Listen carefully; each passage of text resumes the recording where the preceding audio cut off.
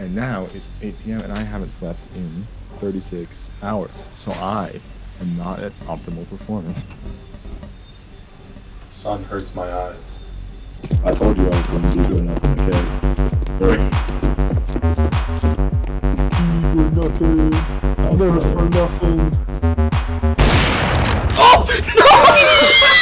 Trying to be funny and stuck in a room.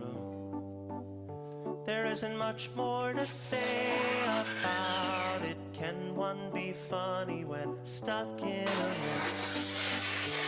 Being in trying to get So turn on my room light and see if that works. Is it really gonna be too bright to record this?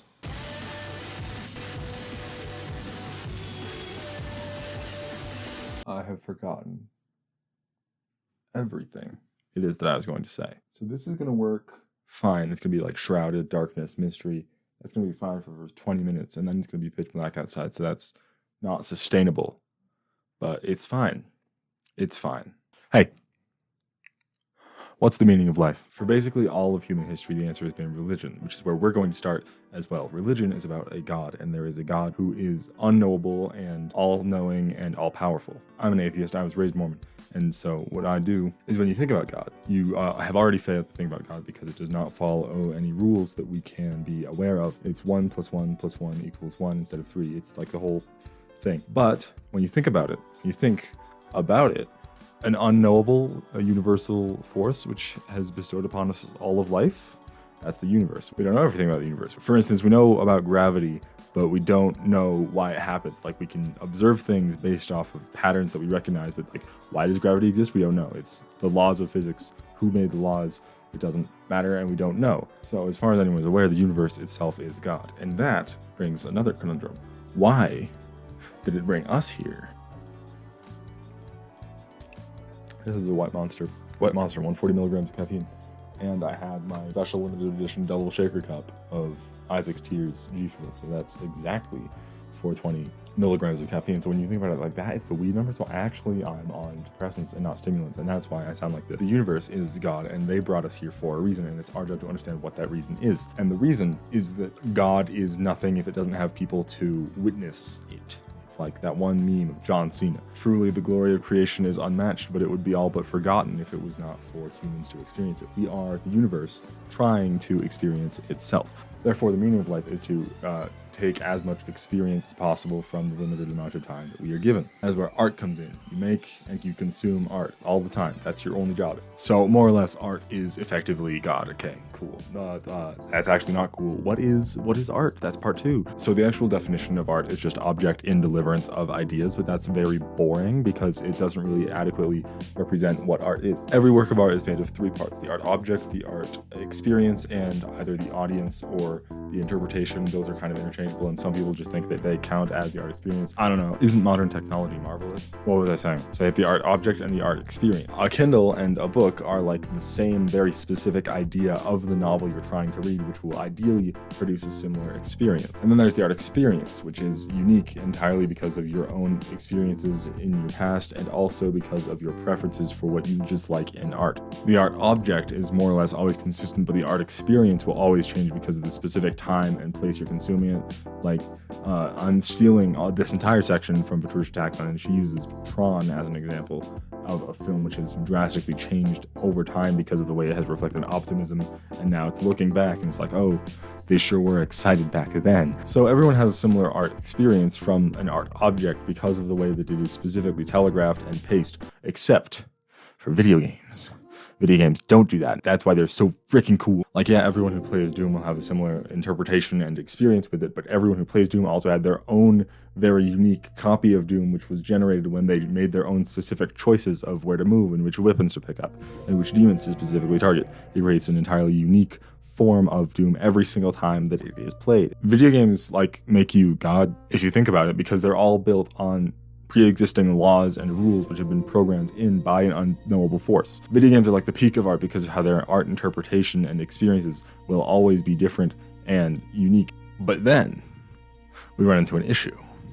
Counter-Strike is not a game. So I talked about this in my Checkpoint video, but every video game has like a dev narrative and a ludo narrative, which is split apart from the specific design path that they want you to have for the art experience, while the art object is just like the disc that it came on. So the thing which makes Counter-Strike an interesting game is that it's not a game, it is specifically designed from the ground up to be a sport. There is no developer intended narrative, but there is an infinitely replayable ludo narrative because of the way that the player will infinitely have unique games because of the multiplayer aspect where they're constantly paired against different people, and then sometimes they meet the same people, and it's like really funny. So the original Counter-Strike was a mod of the original Half-Life developed by Gooseman and Cliff, I think. And then there were like tons of betas until Valve helped and officially published Counter-Strike 1.6, which was like its own game on Steam in 2000. The first tournament was held in like 2001. It had like $150,000 prize pool or something ridiculous for a first tournament. So that was CS 1.6, and it was very successful for about the 5 years that it was in active maintenance. And it was very successful for the 5 or so years that Valve kept supporting it until in 2000. Frick. That's a lot of salt. Then there was Counter-Strike Condition Zero, which we don't talk about. And then in 2004, Counter-Strike Source came out. I think it was 2004. Don't fact check me on that, because it came bundled with Half-Life 2. Half-Life 2 was a massive event because it was the debut of Valve's new Source engine, which was like the coolest thing ever. But also, it was a bit lacking in some departments. Mainly, unlike Half-Life 1, it didn't have the chaotic and fast-paced deathmatch mode, which was one of the things which made Half-Life 1 so universally beloved even years after it came out. Instead, if you bought like the gold edition of Half-Life 2, you get Half-Life 2, the book, Half-Life 1 Source port, and then you would also get Counter-Strike Source, which would act as Half-Life 2's de facto multiplayer mode, which is strange because how unique it is compared to Half-Life. Like, it's a whole different game. Half-Life 2, fanciest tech demo ever, I assume. I was -4. A few months after Half-Life 2 came out, Half-Life 2 Deathmatch did officially release. It was developed in like 2 weeks by one rogue Valve employee, and no one else knew what he was working on, and it was bad, but people liked it because the gravity gun is just always fun. Half-Life 2 Deathmatch would be pretty much immediately supplanted by Gary's mod, which was like in 2006, I believe. And then a year after that, Team Fortress 2 came out, which was also a fast-paced Source engine shooter, so Half-Life 2 Deathmatch became entirely obsolete while Counter-Strike Source kept on thriving. Just kidding, everyone hated it. The jump between CS 1.6 and CSS was very abrupt. People were like, well, hey, why'd you just pull the plug on this game everyone loved? Can you tell that's foreshadowing? But CS Source was like not very well received because it removed a lot of content, and it also had a bunch of major balancing changes, which made it very unpopular in massive competitive tournaments. People were like, oh, do you want to play CS 1.6 or do you want to play CS Source? And there was no real consensus for a while there until Valve had to step in with like a massive prize pool if you specifically were playing on CSS. But obviously CSS was becoming dated. It came out at like the start of the 7th console generation, and in 2012 the next console generation was upon us, and so Valve took a bold step and released CSGO, and people hated it because it replaced all the things they liked in CS Source, and also it made a bunch of weird balancing changes and the netcode was different. The big thing which set CSGO apart from CS Source and CS 1.6 was that it was built from the ground up to be a competitive esport and not like a fun, casual sport that you play with your friends. There was a big focus on netcode and competitive matchmaking, and then in like 2014 they added the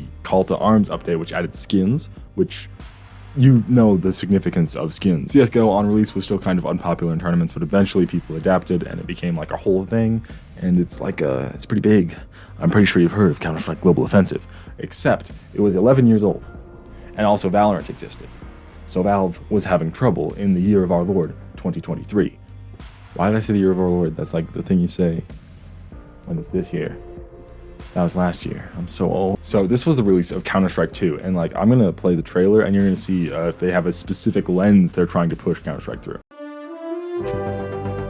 For over 2 decades, Counter-Strike has offered an elite competitive experience, one shaped by millions of players from across the globe. And now, the next chapter in the CS story is about to begin. This is Counter-Strike 2. Yeah, it's a sport now. It's like a whole thing. They're very clearly trying to compete with other competitive esports like League and Dota. They're not really trying to compete with Dota because Valve owns Dota. I've never met a single person who has ever played Dota. It's like the second most played game ever. Have you ever met a single person play Dota? I like bought every Valve game in like the whole pack in my My library didn't even put Dota in it. It literally repels players. Counter-Strike 2's negative reception on launch was much more warranted than the others, I believe, because of how much content it removed. It didn't only remove half of the maps, although it did do that. It also removed every single mode that wasn't comp or casual. I think Deathmatch was added in an update. I could be wrong about that. But yeah, it's just competitive and casual. There aren't different types of competitive. There's no shorts, there's no longs. It's always just first to 13.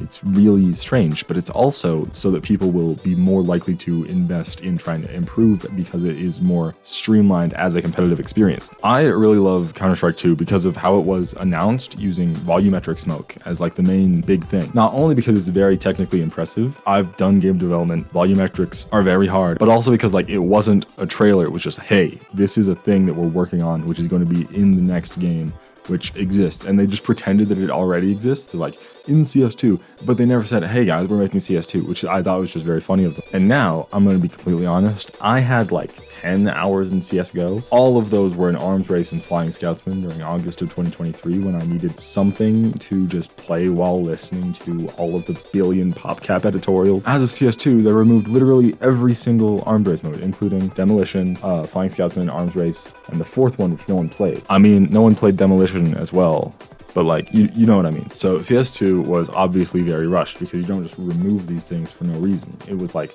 they needed to have this big esport out before the winter season so that they could have a massive new push and a big influx of new players. So the solution they came to was just release the game half done, which was not popular because it succeeded CSGO. And now the only way to play CSGO is to go to Steam and find the betas and then play in community servers, which you can't connect to half the time. But now, because it's the most recent development, let's talk about all the updates to CS2. The first one I don't know about and I don't care. In February, they added Arms Race. I think I played it once with like the Mag 7. And then 5 or 6 months after CS2's release, in the February update, they added the Arms Race. They added Arms Race back, and it's like the best thing. I'm not joking when I say that it was the only thing I played during my finals week. I didn't have finals in February. I just didn't log on to Counter-Strike until May because I didn't think to check if they had added Arms Race, even though I love it. But that was about it for the content drops until June, when they added 5 new maps: the Netherlands, Terminal, and Pool Day, baby. Let's go. Pool Day was an iconic map since it was introduced in CS 1.6 in 2001, 7 years older than me, by some guy named Squall. It's just a pool. That's the whole thing. Pool Day was really fun because it was an open denial of everything which made Counter-Strike unique. It was like a slow tactical shooter, and then Pool Day, you just pick up weapons off the ground and then you blast the other team away. It was literally a fight yard map. It wasn't like Defusal or Hostage, which are like the only things which competitive plays. It was literally just like kill the other guys, which is like strange because Counter-Strike is usually what we think of when we think of like as a very grounded game compared to other popular esports like League of Legends, Fantasy, or Valorant, whatever the first Valorant is. Like, it's not red versus blue here, it's counter-terrorists and terrorists. You play as like these Phoenix Connection guys next to the Israeli Defense Force. So actually, yeah, Pool Day was pretty popular from what I've heard. Again, 7 years older than me. Then because of just how popular it was ported to Counter-Strike Source by an entirely different team of people who just wanted to preserve what it was, and so that the future generations could have just as wonderful experience as they did. And then in CSGO, the same thing happened. The CSGO remake was made by some French guy who's no one has ever tried to pronounce their name, and it was actually supposed to be in the game, which is like a really important thing. Like, the French guy, like, he just made it alone for fun, but then Valve was like, hey, you want to put this in the game? And then he hired a bunch of his friends, and he's like, guys, we're gonna get paid to put this in the game. Like, there were screenshots of it in the game, and then Valve backed out 2 hours before the update launched because they couldn't contact the original guy, Squall, who was apparently entirely on board with it. Then when Counter-Strike 2 came out, the same French guy did another remake. But then this one actually did get ported in the game, presumably because they got contact from the original guy. What makes Pool Day so special isn't just that it's like a denial of everything that Counter-Strike is, but also that it is a perfect representation of the Counter-Strike community, where they care so much about following through and making sure that future generations have the same joy that they do, that they went through all of the effort to just make the own map again for fun. And then Valve was like, yeah, get in. The members of the community are so dedicated to crafting their own unique experiences for people that they share them, and as a platform, the amount of experiences people have and their own unique artistic journeys becomes incalculable. I couldn't memorize that sentence off script. Remember, CS2 is a sport, not a game. Valve is creating their own miniature universe which fosters connection between people specifically with the ulterior motive of getting money. However, the purpose of a system is what it does. That's the first time I think anyone has used that quote to defend the monolithic corporations, and I certainly hope it will be the last. The reason that Pool Day specifically is so perfect is because of how it refuses to meet the standard of the financially lucrative sport and instead replaces them with the passion that has been fostered by a close-knit community for 7 years longer than I've been alive. And what is that denial of the pre-existing rules and the expectations? Arms Race Part 5. I already mentioned it, but I haven't really explained what makes it like so perfect. So Arms Race is Counter-Strike's version of Gun Game. You get 2 kills with each gun, you advance to the next one. Once you get a kill with the final gun, which is a knife, then you win the game forever. The weapons follow a pretty strict hierarchy of value, so as you play, the weapons you get worse and worse, so that the other people are able to catch up, and also so that better players will have more practice with worse weapons, so that they'll be able to better compensate for that in their gameplay, creating a sort of equilibrium between all of the weapons in their loadout, because everyone requires the same amount of kills. But in like competitive play, you get more kills with the AK than you get with the P250. But only the best players with the AK are going to be able to practice with the P250, so that younger players will know how to use the best guns in the game first, which is probably the guns you're going to use the most often. Like Arms Race specifically is so fun because of how it destroys like the third pillar of the Counter-Strike formula. There's positioning, there's aiming, and there's like movement, I guess. I got so many CS2 videos recommended to me after I started doing research for this video, man. That 30-minute video about Banana was kind of fire though. The beauty of Arms Race is in its specific ways it acts as sort of an anecdote factory. There cannot be any possible dev-intended art experience because every single interaction is one where someone is having their own art experience and their own character arc relating to their own skills. In the beginning of the game, you remove positioning and movement from the equation because aiming is like the building block for the other ones, which are also just equally as important, but you need to have aim first so that they can all be equally important, if that makes any sense. So like the opening ones are just an aim trainer. You start with either the SCAR 20 or the G3 SG1, and then you go to the AWP, which is famous. The AWP is different than the auto sniper because it is more consistent because it gets one-shot kills on body. However, it is a glass cannon because if you miss, it's got a very slow fire rate. So it's more like you've got to practice with your aim more now instead of just like spraying. After that, you're given 3 or 4 rifles in a random order, which are the best weapons in the game pretty much. Like most people will run rifles every round depending on how expensive they are. So by teaching younger players to use these first, they'll be like, okay, yeah, these are the ones, get these like recoil patterns memorized in your head. Then you get one of the 2 LMGs in the game, and you had better pray that it's the Negev, because the M249 is the worst weapon in video game history. The LMGs are like the beginning of where positioning becomes important, because you can't like run and gun, and you can't get long range kills very effectively unless you're using the Negev. So you're gonna want to like find a position and then stay there. But then, after you've learned that basic skill, then you get the SMGs. You get like 3 or 4 random SMGs in sequence. These guns are cheaper than rifles, but give higher kill rewards, so it's kind of like a gambiting style thing. And they're also a lot worse than rifles because you have to get up close to get any kills. So it's kind of like run and gun. So you learn to just walk up and spray, which is like not ideal, but it's how you're gonna get most of your kills if you're still early on in the game. This is where you really need to develop your first sense of game sense instead of just reflex. You have to predict where enemies are going to be, and you have to accurately track their location. Then there's 3 or 4 pistols, which are useless because you never buy pistols, except for the Tech 9 and the Deagle. You never buy any other pistol, except the revolver, because the revolver is funny. What the frick? The Scrunkly Scrimblow has arrived. Through the hole in the wall. What do you have to say, Sven? Alright. Off he goes. So pistols are kind of the combining of positioning and aim, because no matter how good your aim is, you will not be able to beat any AK, because an AK will one tap and you have to get like 5 Glock headshots in a row to actually kill someone with it. What? And then after the pistols, you get like kind of objectively the worst guns in the game, the shotguns. You get 2 random shotguns. There are like 5 shotguns in the game, I think.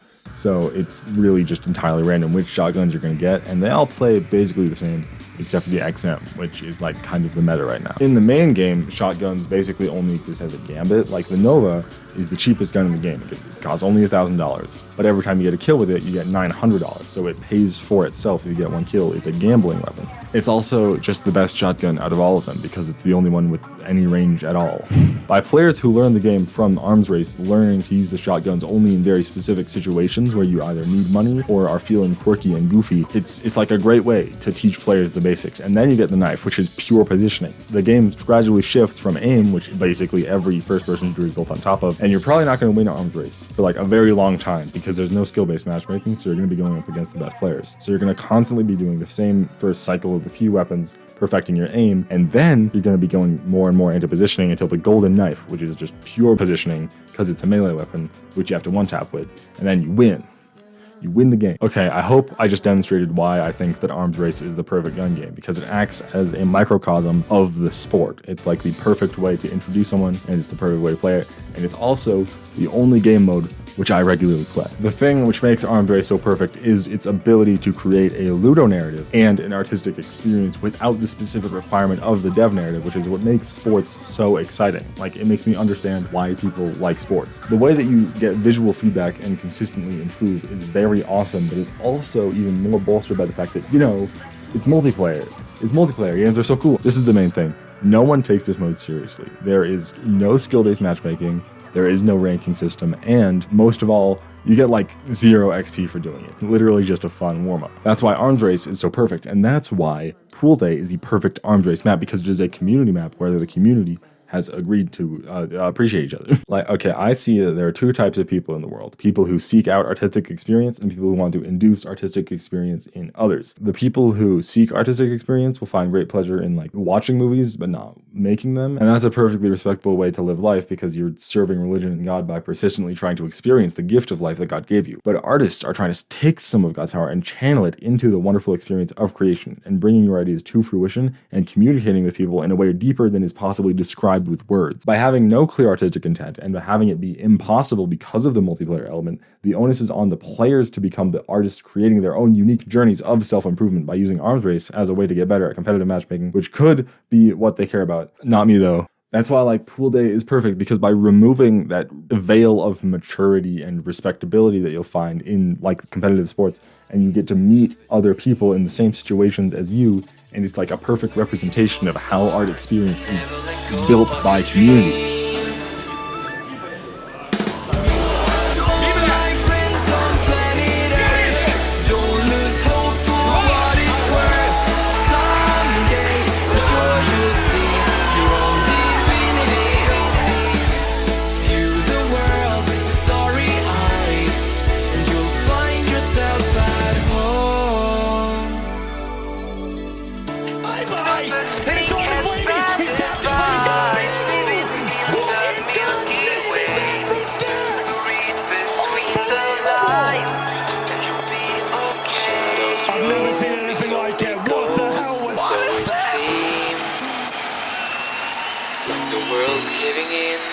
Never let go of the dream.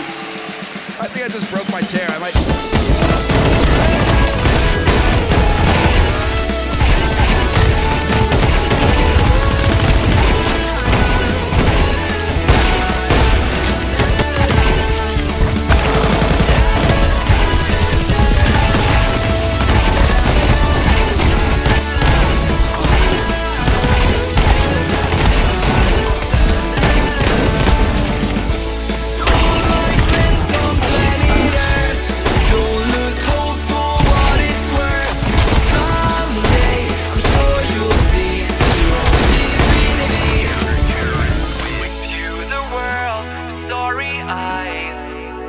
Find yourself at home.